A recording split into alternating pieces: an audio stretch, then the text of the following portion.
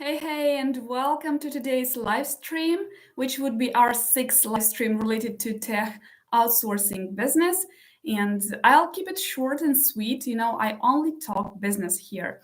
Now, if you're listening, make sure to say hi to me in the chat because I love talking to people. And today's topic is 5 things you should know about IT outsourcing business, or ugly truth about tech outsourcing business nobody will tell you. And I prefer people to be warned what awaits of them. Now, if you're new here, we talk all sorts of highlight it. So now, if you're new here, we talk about all sorts of business, online service businesses here. However, on our live streams, we mostly discuss topics related to IT outsourcing business or tech outsourcing business.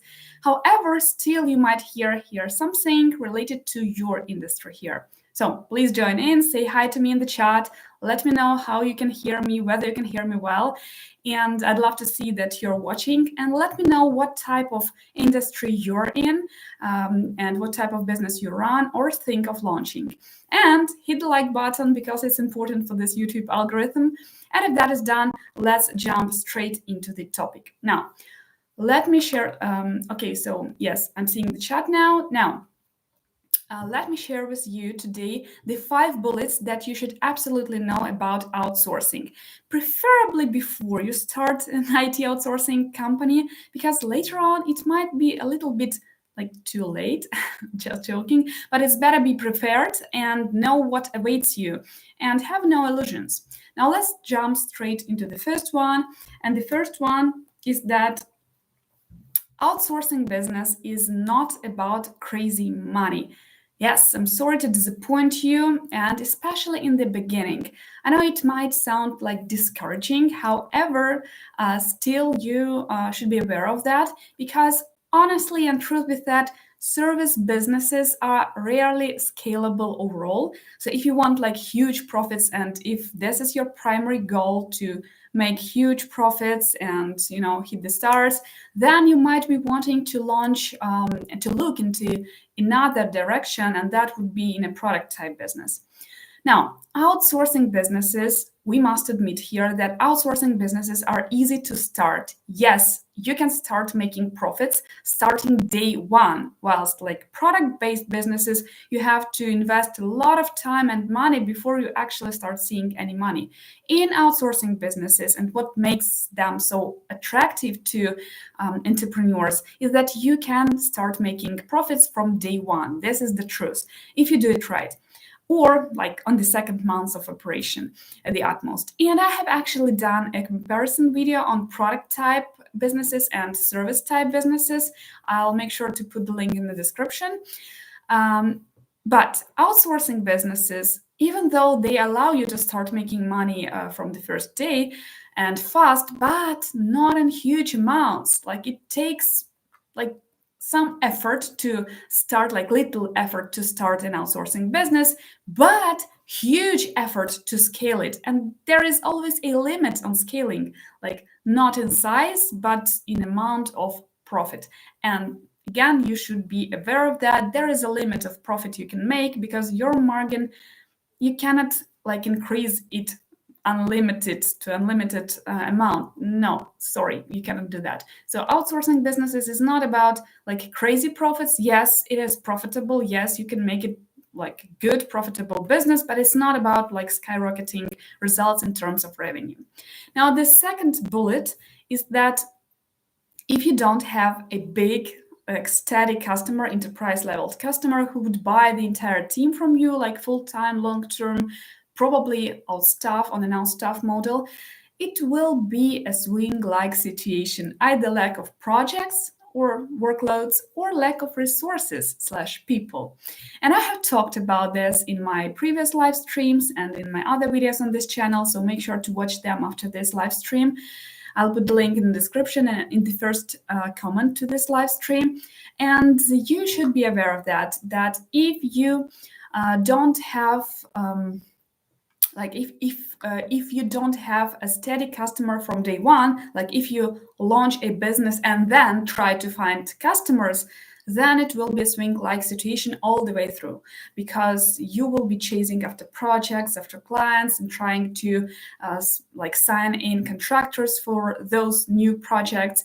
However, it will be really hard for you. You will always be chasing clients and projects, or on the contrary, you will be always on the lookout for new people and new contractors who are able to deliver results for that clients of yours.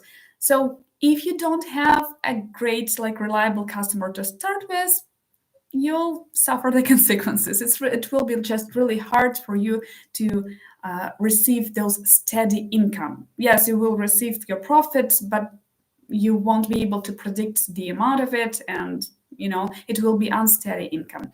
So just be prepared, and this is really frustrating, especially when you Monday you have a lot of people, and Friday you have no one left and you have new projects coming in. Or on the contrary, you have no projects coming in, then you sign in people, but those clients have chosen someone else to work with, and then you're left with people who are ready to work, but you have no workload for them. That is extremely frustrating, and as a business owner of an IT outsourcing company, you should be prepared for that. Okay, let's move further, and the third bullet that I want to share with you, the third thing you should be aware of, is that there is little chance that you'll be able to sell your outsourcing company, even though the tendency shows that bigger companies start acquiring smaller ones. But to sell your outsourcing company, you'll have to meet certain criteria, certain requirements. And if you have no revenue, steady revenue, this is why I mentioned the big customer in the previous bullet. If you don't have any reports, profit reports to show for your revenue, for your profits, and how many people you have in your team working steadily, and from whom you receive that profit, there is little chance that you will be able to sell your company once you're sort of tired of outsourcing business and once you want to quit or to early retire, whatever. So there is little chance you will be able to do that. However, oh, thank you, Leonid. Yes, this T-shirt is a Scandinavian one, like Skyrim. Those who played this computer game Skyrim should be aware of what I'm wearing. Okay, so again, you can sell outsourcing companies, and the tendency shows that bigger companies nowadays acquire smaller ones, but this is only possible when you reach certain stage of your development in an outsourcing business, certain stage of profit, revenue, certain stage of your company development. And really, how can you calculate the cost of your company? Say you have 10 people working full-time in your companies, and you have a contract signed with the client, and from those people, say you get, from those 10 people, you get, say, $10,000 or $20,000 per month. Then you multiply it by 12 months, and this is typically, if you run in a remote outsourcing company, this is typically the cost of your company, because you need to have your profit, and this is how the cost is calculated. If you have an offline company, you have an office with some equipment, of course it costs more, and this is how it will add into your cost. But then again, this is only possible when you reach certain stage of your company development. Now, the fourth bullet is that you'll waste a lot of time on communication, unpaid time. And this is another ugly truth that nobody talks much about, and yet it'll cost you time and subsequently money, because time on communication with potential clients is never a paid time. However, there is a solution to that. And that is charging your customers for your consultations. And I know a company where charging for evaluation the projects, consultancy calls is a must. And how they do it is by offering their customers prepaid packages of their hours, their consultancy hours. They offer like 1 or 2 hours of free unpaid time. And then if the client chooses to continue to pursue communication, they have to pay them. They have to pay for prepaid packages. And they have like 5 hours, 10 hours, and 20 hours of and 40 hours of prepaid packages. And the client pays for like 10 hours package, and they know that they have your time, your 10 hours of time. That time could be spent on calls, video calls, with evaluation calls. Those time will be spent on communication, email communication, and on your engineer estimating the project for them. So this is very good if you'll be able to achieve that, to ensure that you have those prepaid packages in your company. Like we've been trying to do that, and yes, that sort of worked. Then we switched to like Upwork, and it wasn't needed. But what won't be paid? So what time will not be paid, regardless of whether you do ask for money for estimation or don't, is that time when you're trying to find new customers, like lead generation process, or say content creation for your social media, or say brushing up your social media accounts, or writing some post for your blog, or whatever, or again communicating with potential customers who are not yet convinced whether or not to proceed working with your team. So this will be an unpaid time, and there will be a huge amount of it involved, because like, yeah, lead generation is sort of vital, but nobody's going to pay you for that time spent on lead generation. And if you start a company yourself, probably you don't have a team like of recruiters willing to find the best talent for you, right? And if you say sign a contract with a client and you need some extra workforce join your team, what you will have to do is to find that workforce yourself. And that is extremely time-consuming process, not saying that it might also be costly. It really depends on how you're going to look for those developers, engineers, and so on. So it will really be a costly and time-consuming process, and which is the most frustrating part, it will be unpaid time. Okay, so so just be prepared, because this is an important question. Like, yes, outsourcing business is extremely easy to start. Why not start it like today? Yes, you can, but still you should be aware that if you don't have a steady customer, you will lose sometimes months of communication, months of unpaid time trying to secure just one customer. That might be frustrating. And coming back to the prepaid packages, it might only work with the enterprise client. And speaking about like smaller clients and medium-sized businesses, it might not work because they are used to cheap workforce, like say from Upwork. Okay, so the next bullet that we will be talking today about in just a minute would be that it's all about people. Like outsourcing business is all about connections. And I don't know, some people might find it frustrating. I don't, because like I typically get along with people well. However, you should be aware that outsourcing is a people-based business. Like in a product type business, in a product business, it's sort of impersonal and it doesn't depend on people that much. As soon as you have product, it doesn't depend on people at all. In outsourcing, it's all about communication with clients, with leads, with the team, with random people who will be like intermediate people in between your communication process and so on.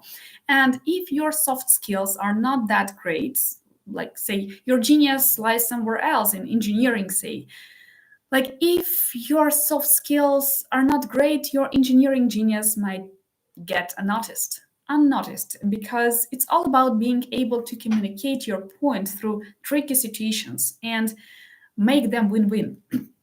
And tricky situations in a people-based business will happen every day. It's all about human factor.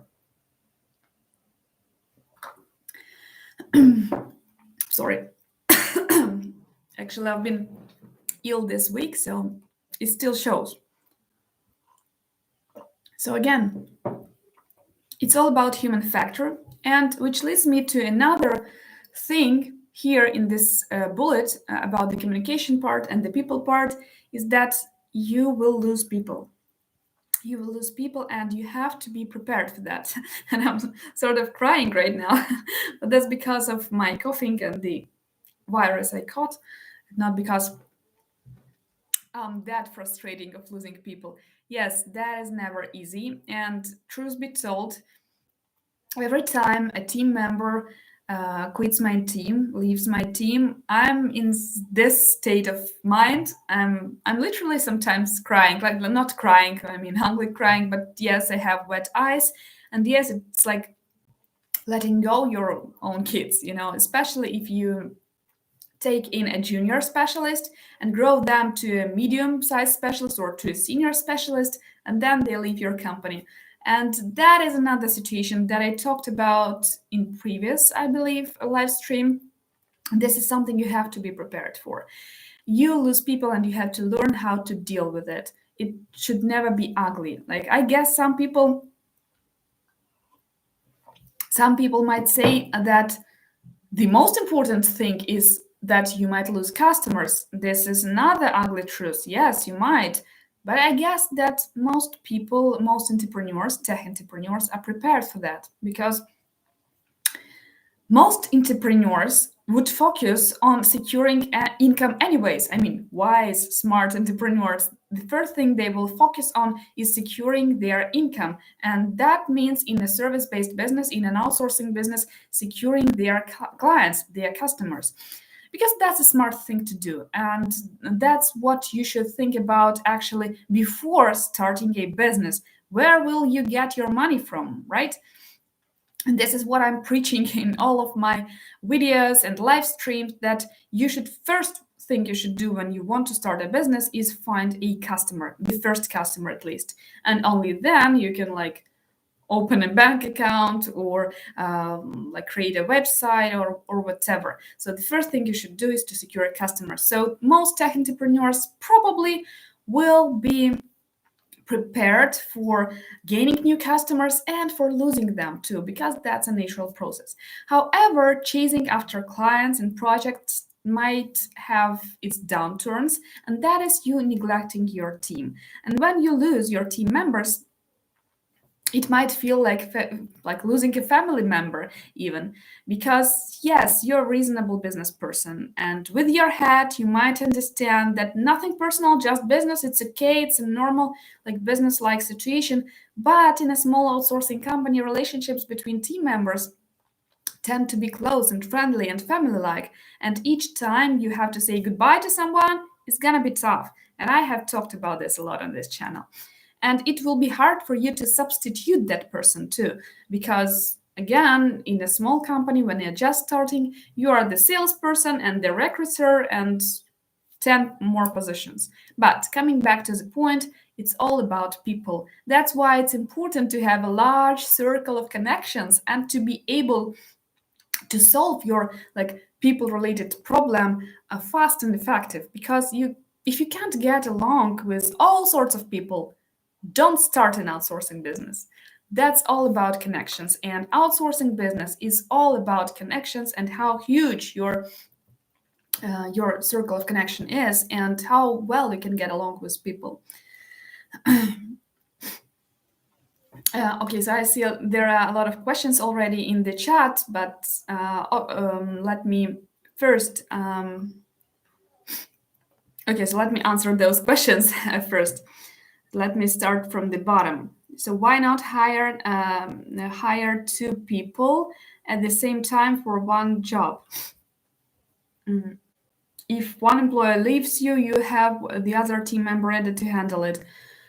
Well, it does sound like a reasonable thing to do. However, in the beginning of if you're launching a business, probably you won't have a budget enough to hire two people simultaneously for the same project, because probably the client will only pay for one engineer and for another, what Are you going to pay them from your own pocket? That's not the best solution.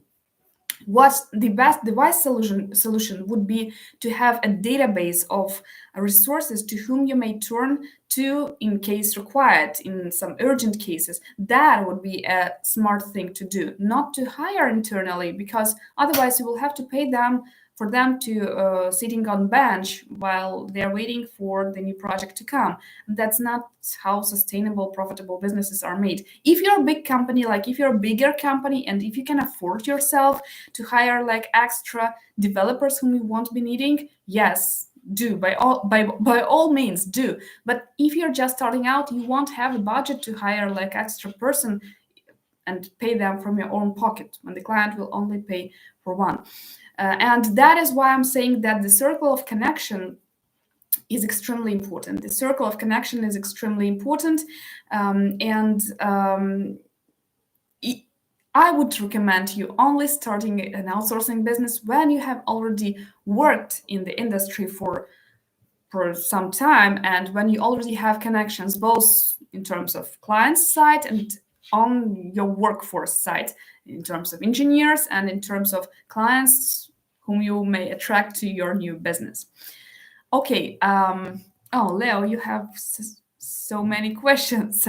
Okay, so let me turn to them since I started answering questions. So what's the number one thing that stops IT outsourcing company from growing? That's a good one. And if we speak about growing in terms of revenue, and that is the main thing that you as a tech entrepreneur should be aiming for, growing your revenue, right? So we are here to make a business, to make money, not to play around. So if we speak about growing in terms of revenue, that would be, I would say, the nature of IT outsourcing business, and that is service-based business, right? So IT outsourcing is about service-based business. And if you want to increase your revenue, you have to, how you make money in outsourcing businesses. Sorry, that is my cat. She wants to be out. So how you make money in IT outsourcing businesses? By selling people to the projects, right? Either on an outsourcing or outstaffing business. In order to make more revenue and more profit, you have to sign in more and more people, so that to get margin from them, right?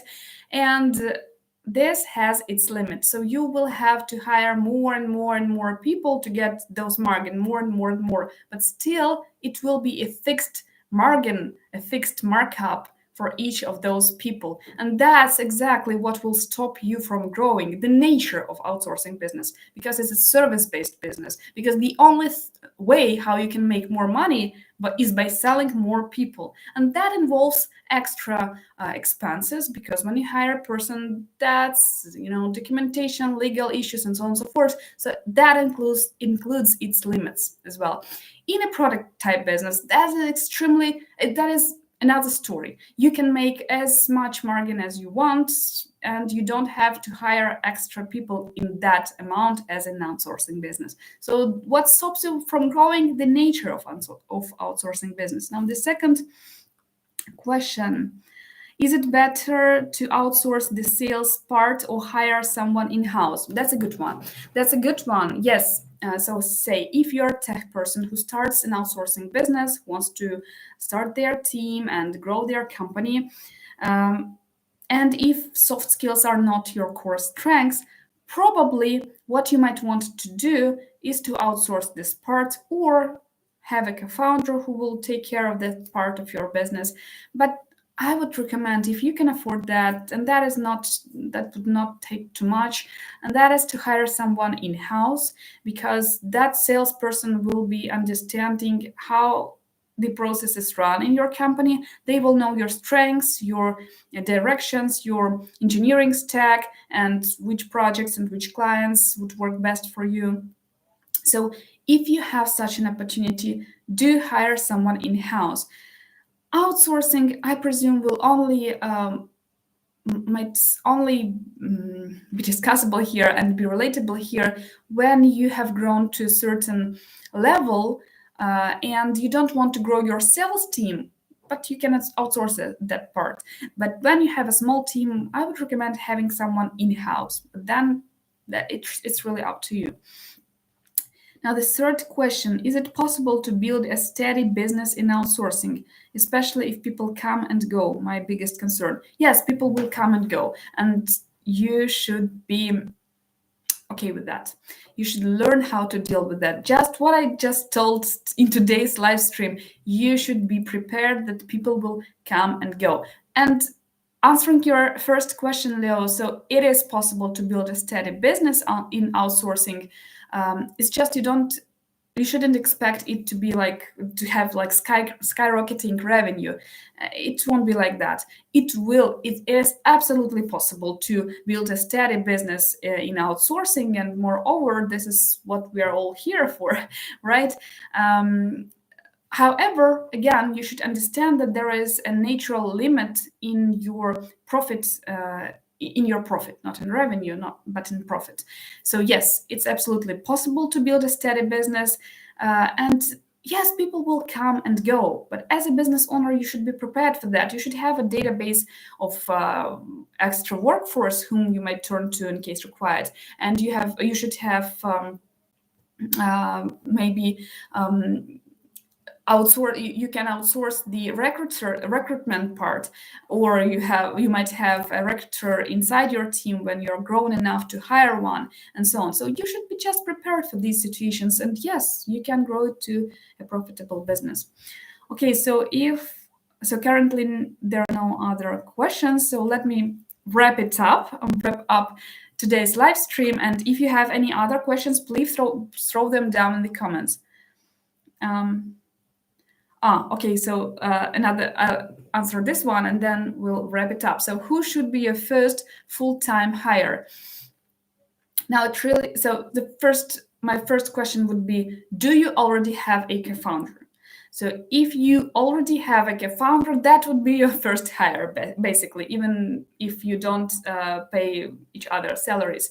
So,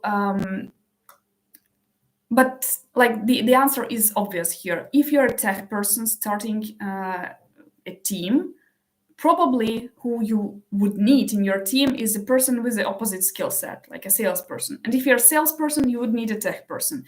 You need a person with opposite tech stack. If you are a non-technical founder, you need a CTO to rely on. Do you recommend hiring a part-time CTO so you can focus on the business development side? That's a tough one. Again, can you afford hiring a CTO right off the bat? I mean, like you have zero, right? We are all starting with zero. Even if we do have a budget, it's not the budget of your new business, your new company. So what I would recommend is to have a co-founder. But yes, you will have to split your shares here.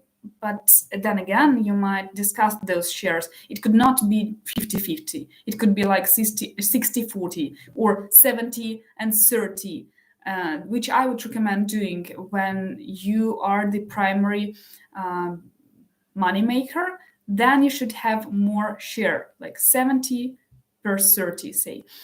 And you can invite a technical co-founder. That's what I would recommend doing.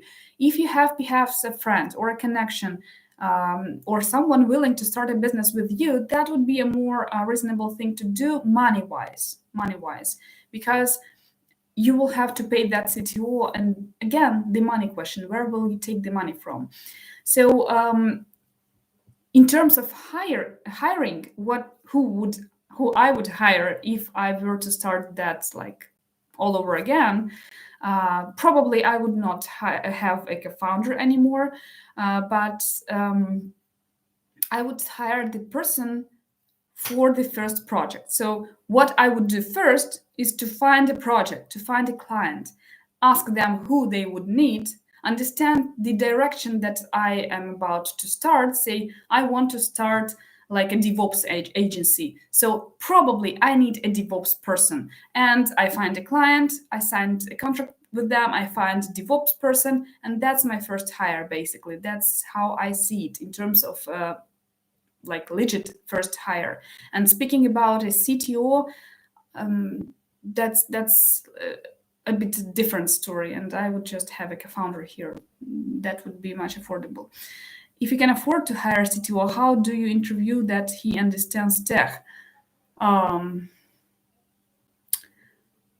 Again, so coming back to our fifth bullet, IT outsourcing business is all about connections and your circle of connections. And I would recommend only hiring someone you trust, because yes, as a non-tech person, it will be hard for you to interview them and to understand whether their understanding of technology is deep or not. Or another option would be to ask your technical friend to interview them. That's another option. How do you make sure that the CTO is making the right tech decisions?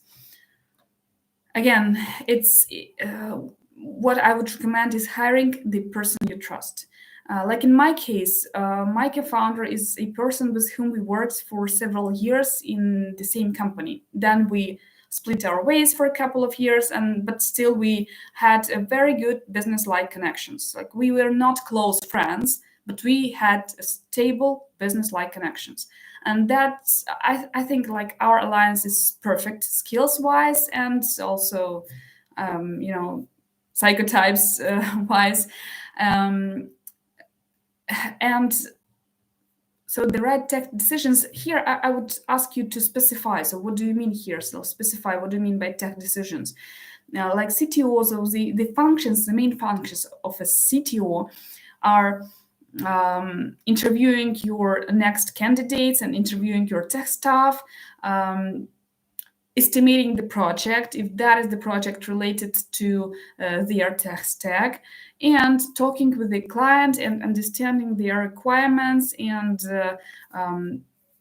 like communicating them through to the people who are going to fulfill those requirements and to actually work in the project. And here, you cannot ensure that they are making the right decisions. You can only learn that, in practice. And this is how it goes. Like, just try to find a reliable person from day one. It could either be your connection or your ex-coworker or a friend from tech or whoever. If that is a random person, have someone to interview them, someone from your circle of closest connections to interview them, and only then hire them.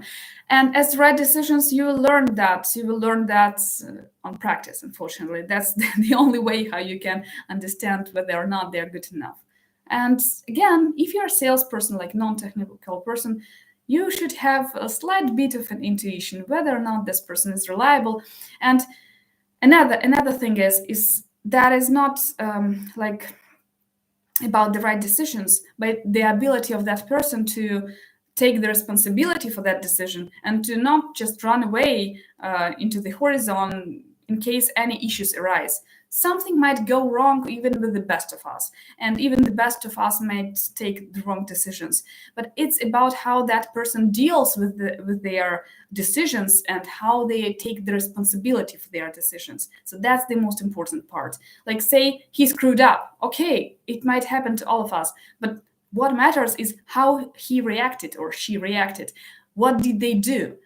Whether they tried to save the day, to splash the fire with the water, to find some another solution. That's what matters. Whether or not they are involved enough, whether or not they care enough about your mutual business. That's what important. Because like the decisions might be numerous, they might be wrong, right, but it's about the person's involvement in your business, and that's where you will face issues, I presume. So, because from my experience and experience of other people who started their companies and who have co-founders, there will be a time, like without any doubt, that one of the co-founders will dedicate less time to the company and will be less involved in the business than the other. And that is a topic for another discussion, how you should deal with it.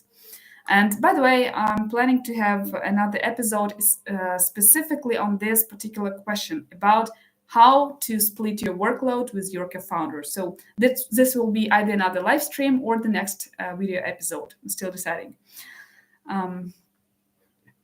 Okay.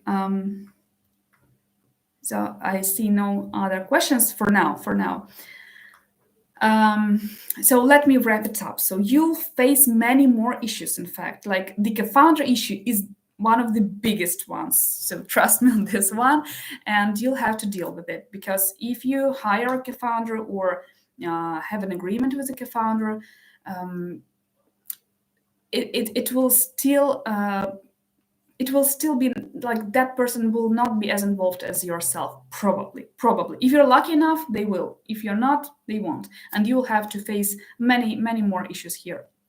And you face other issues along your IT outsourcing journey or any entrepreneurial journey, and some of those issues could be predicted, and this is why I'm warning you of some of them.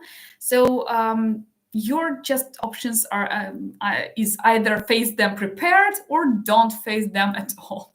So this could be done if you're warned of them, and if you learn how to deal with them in advance. And this is what we are all here for, to learn and to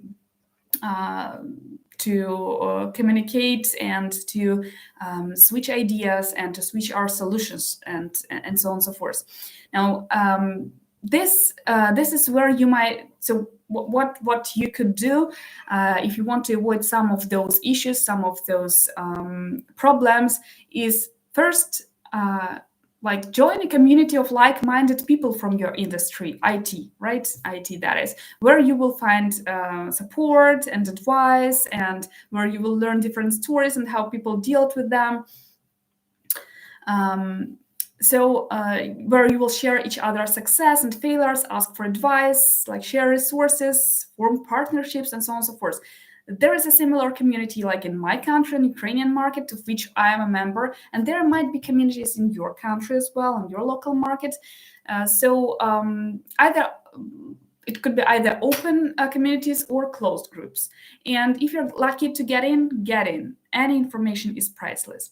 Now, the second type, how you can avoid that, is to have a mentor. So to get a mentorship from someone in the industry, a mentor whom you can trust. And this should not be necessarily a mentorship from just one mentor. Like I have learned from several, and whilst some were a waste of time and money, others have given priceless and oftentimes free advice, and some have given me practical tips that I use to date.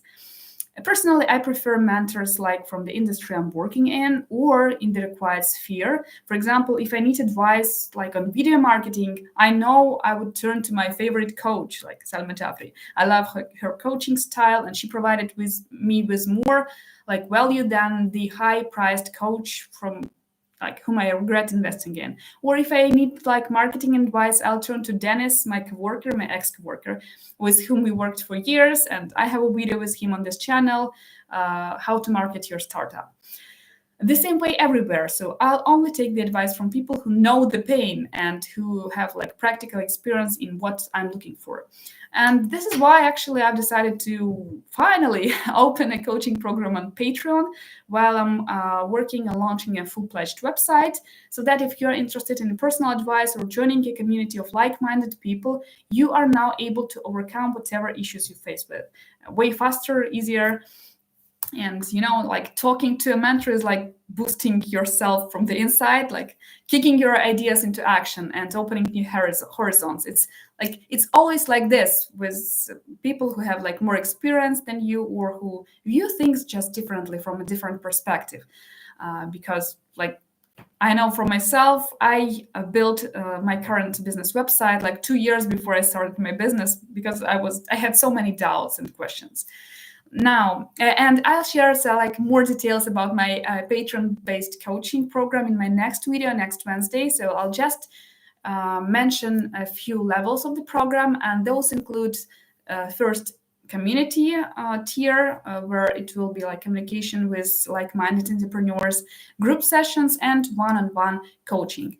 And memberships will start like as low as $10 per month, because I want to keep them affordable, because I understand the pain, and I know that I didn't have any money to invest when I just started my business. And as to one-on-one sessions, I'll keep seats limited to 5 people per month due to the reasons I'll share in my next video. So the main reason being me running my active business. So I want to focus on my students, with the very attention that I can give them. And I calculated that I'm only able to thoroughly work with 5 people per month. So it will be limited to 5 people per month, and then we will see. And I'll share the link to my Patreon page below, and you can find it in my About section. Now let's go back to the FAQ time, FAQ part. And as promised, I've tried to keep our live stream short, and now I am ready for anything you might throw at me.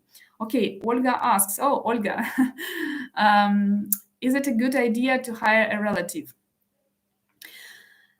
What I can say here, I worked with relatives and I worked with close friends, and we ended up in a bad relationship. But it really depends. It really depends. So first, what kind of a relative, and second, what type of an agreement you have between yourself. So if that is like a direct hire, when you are hiring a person, you just have to be aware that business relationship might ruin personal relationship. If you're ready for that, and if you understand that you need that person, and yes, your relationship might suffer, you just have to be prepared for that. Yes, your relationship might suffer, then yes, why not? If you have like another type of agreement, sorry.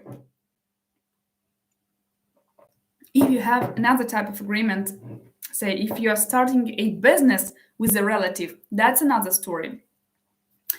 But I only know successful examples where spouses started their business, like a wife and a husband started their business, then it would run well, because family is sort of a well-knit team already.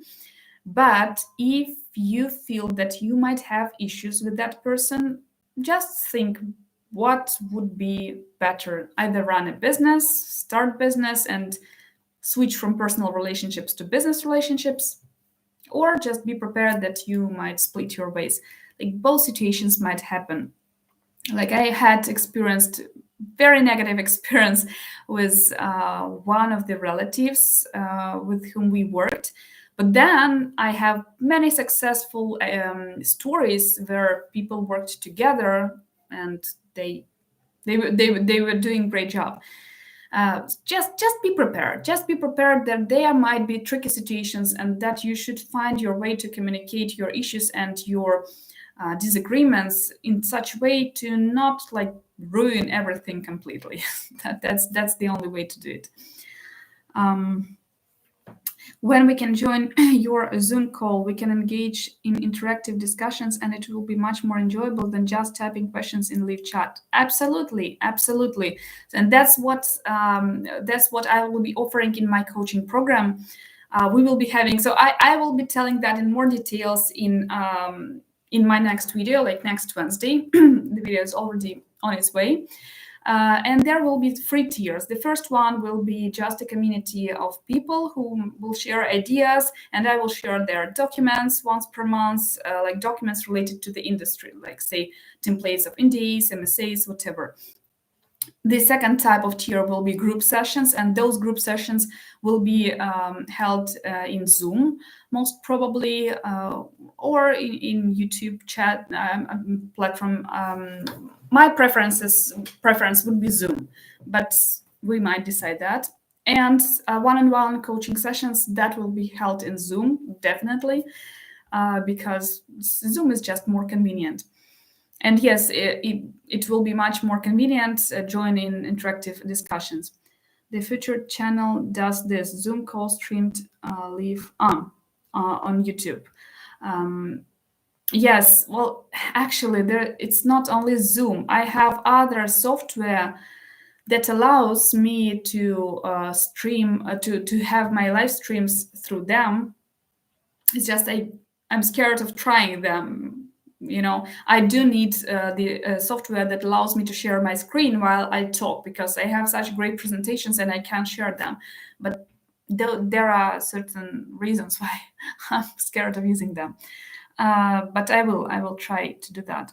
Olga, have you built any SOPs, processes, or systems that manages your employees, contractors? If yes, please shed light on it.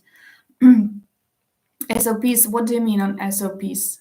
Exactly. So, which processes? You mean the internal system? The internal system that like manages like and structurizes team members, right? And that where they have like access to each other's pages. Do you mean something like that? Because in my company, no, we don't do that. We've been thinking about launching an internal sort of platform website where we each of us will have its profile, so that people don't just have to ask each other in the chat, can you do this, can you help me with that, and where everyone will have just go into the internal website, see what each person is responsible for, and just turn to the person who is responsible for what you're looking for. That's what we've been thinking. But I have worked in a company where they had a great internal system with bonuses with internal programs, and you could improve your rating there, and there were some monthly presents involved. If you're speaking something about that, no, we don't have that in our company because we are a pretty small team. But we've been thinking about building an internal management system of our team.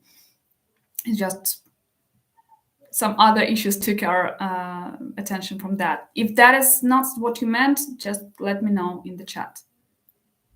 Standard operating procedures for work. That's what you mean. So it's even easier. We did have one in the company I worked for. So standard, they were called differently, but we did have a manual for hiring and for hiring and for launching a new project. So how the manual for a project manager, what they should be doing. In my company, no, we don't have that, because basically it's only me and my co-founder who split all of this. And all of our employees are being hired based on contractual agreement. So it's pretty like standardized already. So we didn't really need to have any SOPs. But that's a great idea. Actually, maybe we should actually start providing that, because like in the company where I worked in, yes, we did have such SOPs on exact steps to get the project done. No, we didn't have that, not even in the company I worked in, because like I might be a little bit skeptical here, but truth be told, no project goes as planned. And those would only be like general phrases and general rules that might not have anything like in common with the reality. And especially if you have multiple service offerings. Say, if you offer outsourcing, outstaffing, and I don't know, some smaller fixed projects, the procedures for each of them would be different, and it will be hard. It will be quite lengthy SOPs. That's a great idea. Actually, I need to think about it. But from my perspective, like we didn't have that experience, not even in the bigger companies I worked in, because again, the projects were like very different in size, in tech stack, and in the business model, the model of delivery. Like for outstaff people, you don't really have to manage them at all, and hence you don't really need any procedures. For outsource projects, that's different. Yes, you do need there some but then again, the requirements changed constantly, and no project went as planned ever in outsourcing business. Or maybe I just had a bad experience. I don't know. But that's a great one, and I think I'll give it a thought, because we had something similar in a product company, a startup company, and we had there, but not for the projects, not for the projects. SOPs with productized business, you can list out the exact steps to get the job done. Yes, yes, that's exactly what I've just told. With productized business, with product-based businesses, yes, then it's like you have the control over your own product, right? Then, as a manager, as a business owner, as a CTO, say, you outline certain steps and certain milestones by which your product should hit certain level of development, say like beta version, or we should be ready for production by this date, right? So you have the control over all of this. And in outsourcing business, no, because you don't have any control over this. If the client changes their requirements, you have to adapt. Can't be done in creative type agencies as everything is custom. Exactly.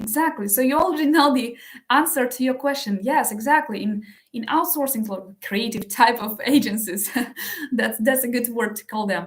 In outsourcing business, first of all, it all depends on the clients and on their requirements. And you only have control over your processes, like more control in product type businesses. In outsourcing, it would make more sense to have those guides for hiring, firing, and sales processes. Sales, yes, you have control over your sales in outsourcing, and that's the only thing that you can actually manage. Okay.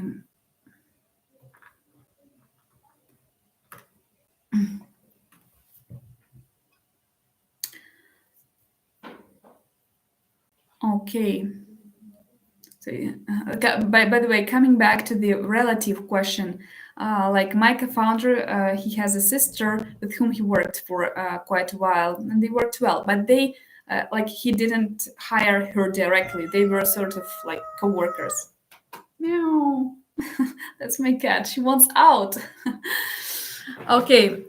So if you have any questions, just type them in the chat. So when outsourcing projects, the quality isn't always world class. How do you deal with QA issues?